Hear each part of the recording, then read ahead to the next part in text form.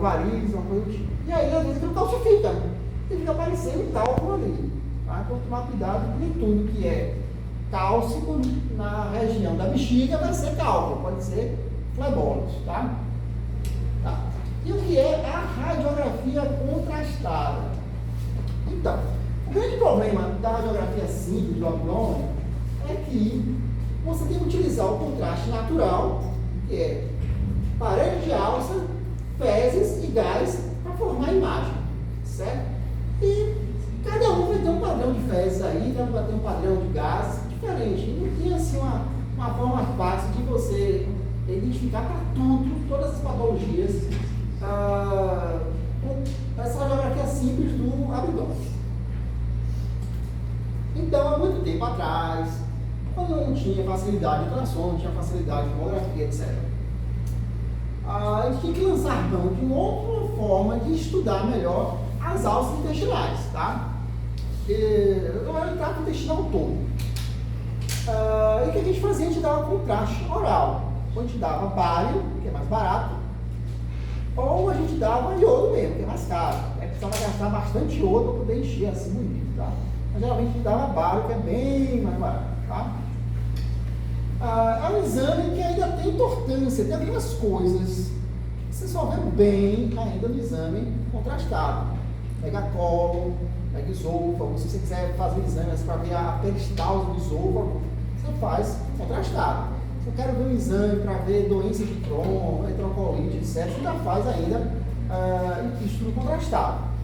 Entra a ressonância, entra a tomografia, tem tentado buscar um pouco disso, tirar um pouco e tira em algumas regiões, alguns segmentos tira bastante, mas ainda é um exame de muita importância, tá?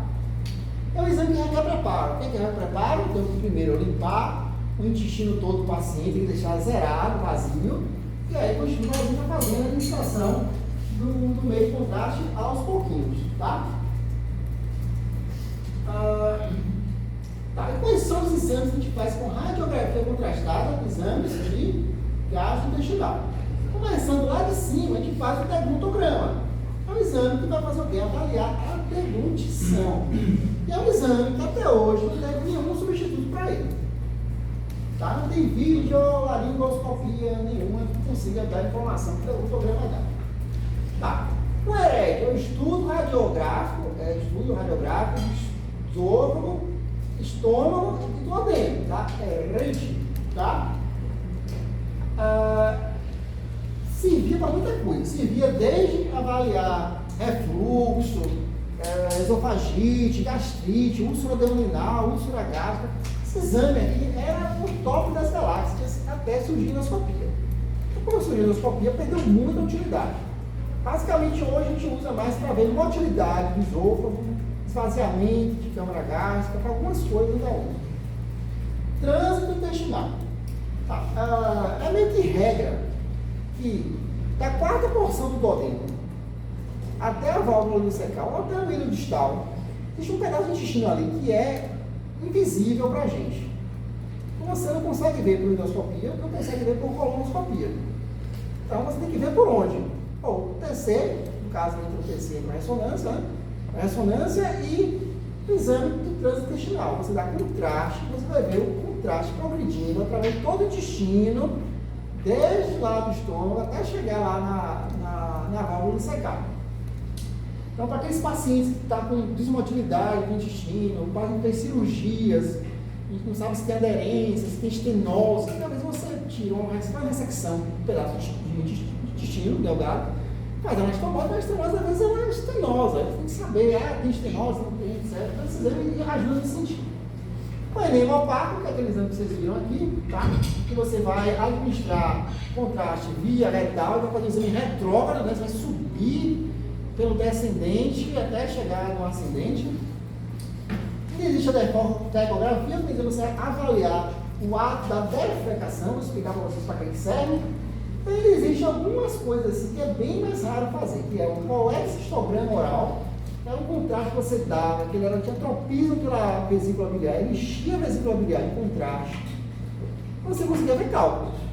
Tem utilidade de fazer isso hoje em dia? Não. Porque o ultrassom tem ressonância, não precisa mais de fazer colexistograma oral. Mas ainda dá para fazer a colangiografia, principalmente intraoperatória. Um cara está operando o indivíduo, aí está na dúvida lá de uma lente anatômica, uma lesão, de um grupo que ele possa lesionar, lesado, né? Nada lesionado, ninguém. Durante a cirurgia, e ele quer, naquele momento, fazer um contraste na via biliar para avaliar a gravidade daquela lesão. Ele quer saber se, de repente, ele deixou passar um cálculo de colédoco. Ele quer saber se tem um estenose no colédoco que precisa dilatar. Então, o que ele faz? Ele pega a seringazinha lá, enche de contraste, fura lá o colédoco, injeta o colédoco de contraste, tira, porque onde vai vazar, porque é pequenininho, e radiografa na sala de cirurgia mesmo. Vocês lembram que toda vez de cirurgia você consegue botar um filme de raio-x por baixo. Aí na sala do radiográfico, em questão de poucos minutos, ele já vai ver lá na tela se tem cálculo, se tem bola, etc. Tá? Então isso aqui o paciente ainda faz. Somente o hospital grande, quase sempre faz. Professor, aquela parte do trânsito digestal, você falou que era... Vou falar daqui a pouco. Pode não? A gente vai mostrar cada um separado. Né? Vamos devagarzinho. Se não der para ver tudo hoje, a gente vê na semana seguinte, tá? Tá, o que é o deglutograma? Então, o exame vai avaliar o que é a deglutição. Então, a principal importância dele é para quem? Para avaliar a disfagia e odinofagia, principalmente a disfagia. Ele passa para ter dificuldade em deglutir. Tá? Esses pacientes, geralmente, são pacientes que eles têm pneumonia aspirativa de repetição. Geralmente são o quê? Pacientes neuropatas, paciente que teve um AVC e ficou sequelado, ou uma criança pequena que nunca desenvolveu a deglutição adequadamente, e volta e meia ela tenta comer e aspira, então faz pneumonia de aspirativa de repetição. Ou então aquele paciente que teve um TCE importante e tal, perdeu a capacidade de funcionar adequadamente. Você está tentando reabilitar ele, fazer fisioterapia para ele voltar a ser o que era. Então você tem que ver se realmente o mecanismo de evolução está funcionando ou não. Ainda tem aqueles pacientes que tiveram câncer de cabeça e pescoço, fizeram a cirurgia mais mutilante, ou fizeram radioterapia que ficou com fibrose, etc. E aí, às vezes, isso aí afeta a deglutição. Você tem que avaliar para saber se isso está afetando ou não a capacidade de deglutir dele, tá? Massas cervicais e outras discussões, então, vamos lá. Então, como é que funciona? O paciente vai beber o contraste oral, o contraste oral vai descer. Então, você vai olhando isso na fluoroscopia, vai filmando, vai gravando aqui para ali. Então, aqui está descendo direitinho, ó. O cara bebe o contraste, desceu lá. Agora, pensar essa criatura aqui, ó, o contraste bebe, ele está com dificuldade de tentar engolir, ó. Aí vai juntando aqui numa bolsinha, ficou preso aqui também, uma parte passa, a outra parte fica presa, ó. Certo? Então, que dali não tem uma deglutição boa. Quer explicar, ó. Ele engoliu, desceu direitinho, mas está ficando um pouquinho aqui na valeta. Ó, tá vendo que ficou um pouquinho de contraste?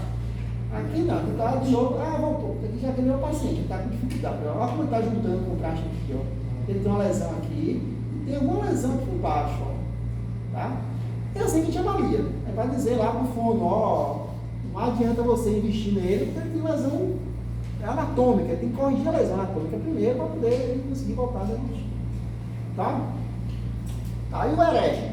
O herege, que é o estudo radiográfico do isótopo do duodeno, ele tem indicações precisas para cada região. Tá? Então, no isótopo, antigamente era avaliar refluxo gastroesofágico, disfagia esofágica, tudo isso aqui, ó, de fístula, neoplasia, tudo isso aqui a gente avaliava o raio-x, porque não tinha endoscopia. A endoscopia surgiu, perdeu um pouco a função. Mas para refluxo ainda dá para fazer. Tá? E para fístulas também, que o cara operou no esôfago por qualquer motivo, está suspeitando que está tendo um vazamento de alimento, de água, alguma coisa que está se alimentando. Um mediastino, está fazendo algum mediastinite, você faz o quê? Dá o contraste oral e faz o herege. Aí pelo herege você vai ver se tem realmente uma fístula no mediastino ou não. Tá, e na parte de estômago e duodeno, também para ver as gastrites, as inflamações, as hernias de ata, hernia de diafragma, etc.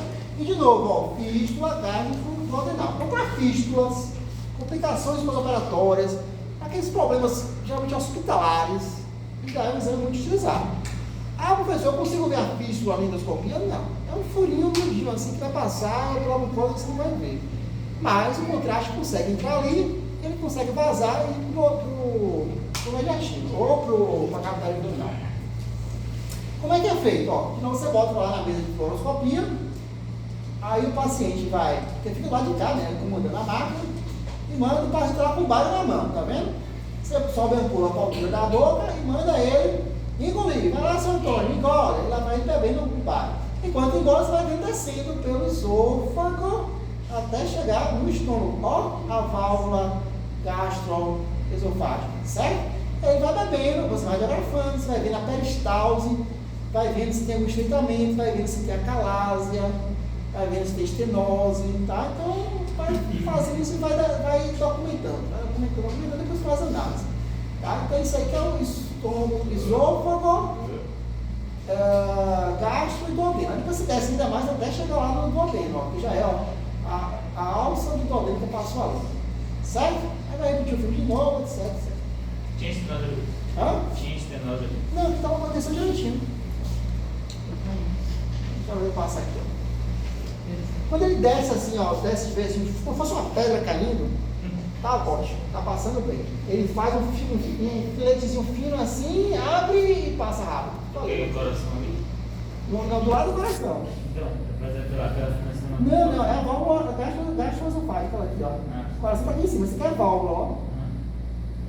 Entendeu? Quando ela passou rapidinho ali, ela abre e passa ao contrário. Tá? E não tem dilatação, não é para ele desce rápido, ó. Tá normalzinho. Certo? Tá. Trânsito intestinal. Então, o trânsito intestinal, você perguntou, para que serve o trânsito intestinal? Então, para diversas coisas. Sabe o exame que você tinha assim, mais útil para avaliar aquele pedaço do intestino que você não consegue olhar na endoscopia. Porque na endoscopia você termina lá na quarta porção do duodeno, né? Um bom endoscopista consegue ir até a quarta porção. E lá por baixo, fazendo a colonoscopia, você consegue entrar na válvula dissecal e ver o rio distal. Mas você não consegue avançar mais. O aparelho tem um comprimento, não dá para você fazer o intestino delgado todo, né? Nem o aparelho consegue fazer aquelas curvas. Então tem esse grande problema de uma região intestinal que você não tem como avaliar por imagem, assim, por foto, por visão, por direta. Mas tem a cápsula endoscópica, por exemplo, uma cápsula que você ingere e ela vai fotografando o intestino delgado todo, né? É uma possibilidade. Mas até hoje ainda é bem difícil de fazer. Até os convênios para liberar a cápsula endoscópica é uma dor de cabeça. Certo? Então vamos lá, serve para avaliar a função intestinal, serve para avaliar a neoplasia, doença inflamatória intestinal, doença de Crohn, retocolite, etc. Avaliar sangramento intestinal, esclarecer as síndromes de má absorção e, de novo, ó, fístula intestinal e complicações pós-operatórias. Principalmente isso aqui, é muito utilizado. Tá? Então, o cara que opera abdômen, ele vai ter as complicações dele, na outra cirurgia intestinal, né? Mas precisa fazer trânsito para ver se tem fístula, tem estenose, etc. Tá? Essa daqui de cima, realmente, caiu muito. Tá? Por quê? Porque tem métodos mais rápidos de você fazer. Uma TC, por exemplo, ainda no TC você faz bem mais rápido. Então, provavelmente, a gente vai indicar tanto esses primeiros aqui.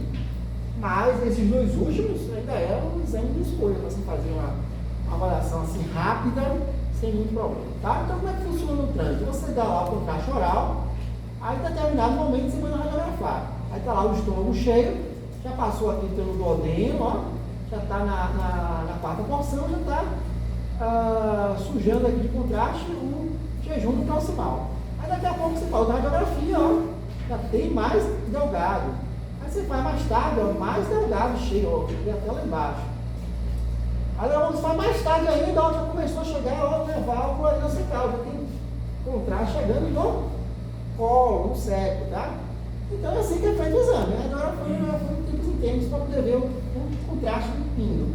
Até que em determinado momento lá, no final do exame, não vai ter mais quase nada lá no delgado, vai ter contraste somente no colo, né?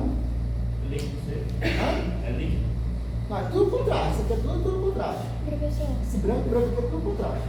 professor, mas a exposição O contraste é líquido, líquido é bário, você mistura com água, né? Já viram bário que usa para fazer a pavimentação de parede, tanque, etc. Aquilo é pãozinho branco, só que é ruim, o pessoal faz um negócio de moranguinho lá, tal, bota água, fica mais gostoso, o cara vai tomando. Vai dar diarreia das 8, Hã? dá diarreia das 8 pacientes. Mas tem gente que não precisa muito bem, não. Professor, mas a exposição à radiação aí é várias vezes. Não é melhor fazer uma TC? Mas assim, aqui ele vai tomar dose de radiação menor que a TC.